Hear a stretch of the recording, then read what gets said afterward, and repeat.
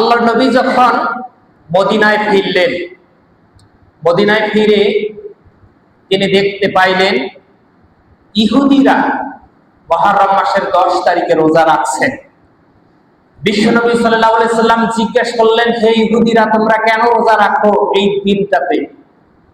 তখন ইহুদিরা উত্তর দিয়েছিল যে আমাদের নবী হযরত মূসা আলাইহিস সালাম তিনি ফিরাউনের কবল থেকে এই মুহররম মাসের 10 তারিখে রক্ষা পেয়েছেন, এজন্য হযরতে মূসা আলাইহিস সালাম আমাদের নবী এই দিনটাতে রোজা রেখেছেন, আমরাও এই দিনটাতে রোজা রাখি। তখন বিশ্বনবী সাল্লাল্লাহু আলাইহি সাল্লাম বললেন যে তোমাদের চাইতে হযরত মূসা আলাইহিস সালাম এর আমি অনেক নিকটে, হকদার, অর্থাৎ আমিও এই দিনটাতে রোজা রাখবো। এজন্য বিশ্বনবী সাল্লাল্লাহু আলাইহি সাল্লাম রোজা রাখতে বলেছেন যে তোমরা রোজা রাখো আশুরার দিনে।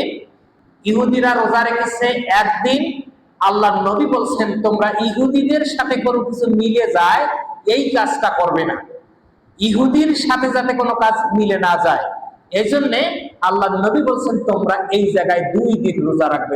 সেটা হতে পারে 9-10, হতে পারে 10-11।